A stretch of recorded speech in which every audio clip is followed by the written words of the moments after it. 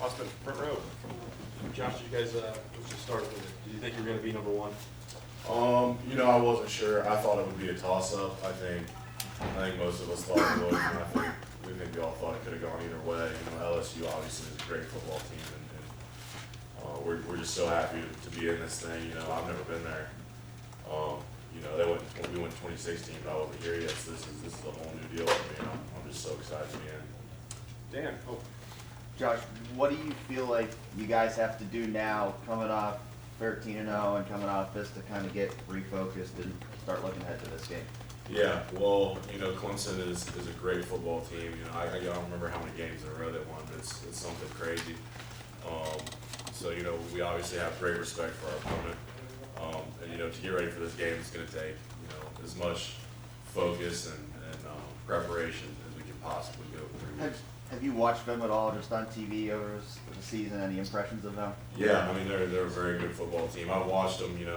There's been a couple times where we've had like night games and they've been playing during the day, and I've caught them for 30 minutes or something. They're obviously a very, very good football team. But I haven't watched any film on them yet, so I'm real excited to do that. See, hopefully we can get film on them as soon as possible. front row, Bill. Yeah. How much do you think the break will help you guys, Justin getting healthy, probably all you guys getting healthy? How important is that? Yeah, I think that'll be huge. That 3-game stretch we just played was no joke. That was a battle 3 weeks in a row.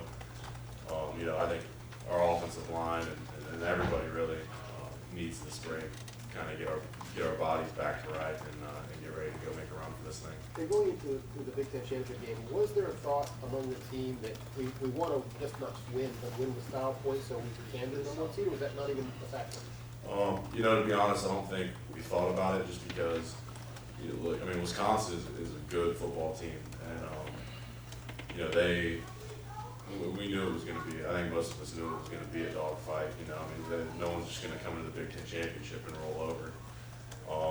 So we knew we were in for it, and honestly, just getting out of there with a win, Big Ten championship, 13-0. That's all we're looking for. Right behind Tony.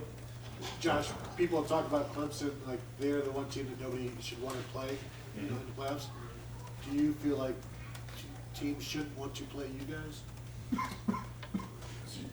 That they should want to play? That they should not want to play you as well? Yeah, I'd like to think so. To be honest with you, top 4 teams in the country, I don't think anyone really wants to play. You do because you're a competitor, but when you're looking at advantage for yourself, all 4 of these teams are great football teams. Oklahoma is 12-1, Big 12 championships. They're not gonna roll over. It's all 4 of the teams in this thing are really, really good football teams, and they could go either way for anybody. Front row left, Nathan. Is there any advantage to going into a situation like this as the underdog, the quote-unquote underdog, or are you guys beyond that? I think it's good for Coach Day to motivate us, and Coach Day is excellent at motivating our team, and I'm sure he'll use every angle he possibly can to get us as pumped for this game as we can be. Front row, Tim. What did you guys learn about your team last night with a playoff spot maybe on the line, et cetera? You're down 21-7 at the half. What came right about y'all? And number 2, how does that help y'all with momentum headed into the playoffs? Yeah, well, we hadn't really faced a whole lot of adversity so far this season, and I don't think anybody really knew how we would respond. Outside of our locker room, I think we all knew how we would respond. But, I'm so proud of the way we turned around and came back and just gritted our teeth and won that game. That was a war now. That was brutal. To the right, Tom.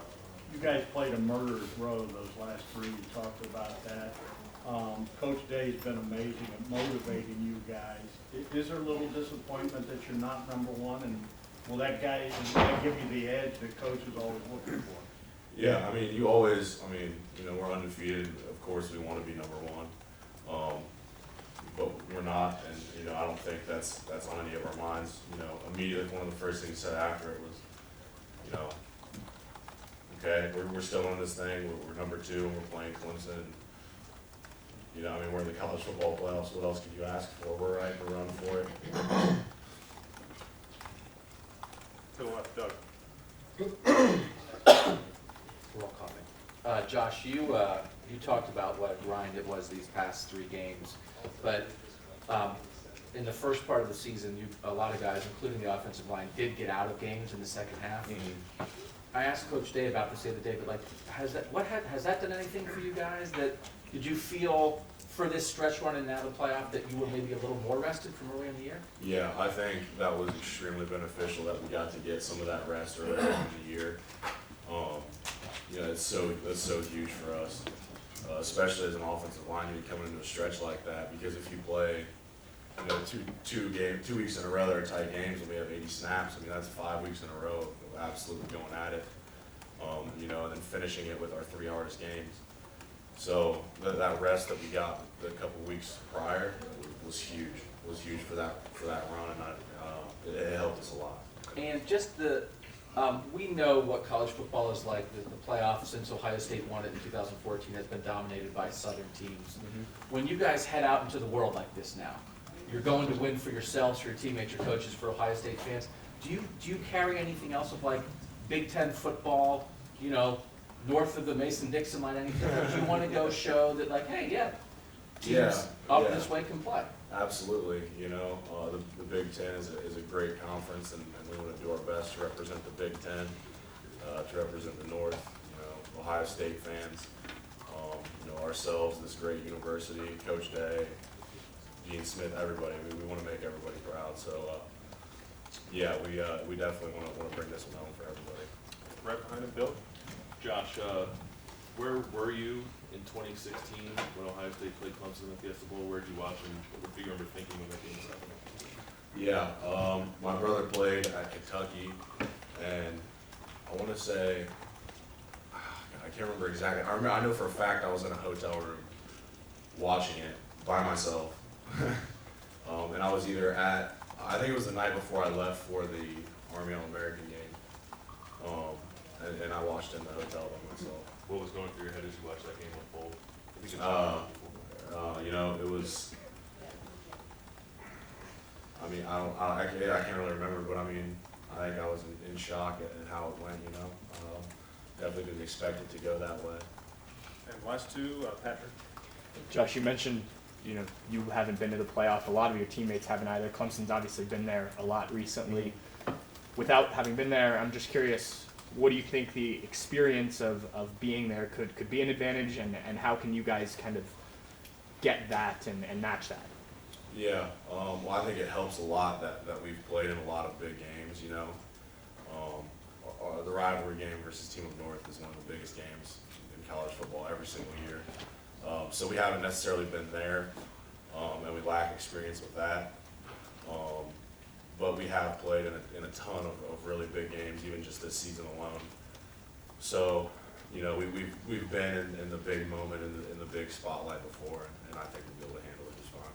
Front row, Joey. Josh, you mentioned the last 3 teams you played back to back to back was no joke. I imagine those are tough physical teams and it takes a toll. What's the most difficult part looking back on facing those 3 teams throughout the season? Yeah, I think the most difficult part was probably turning around and winning that game last night.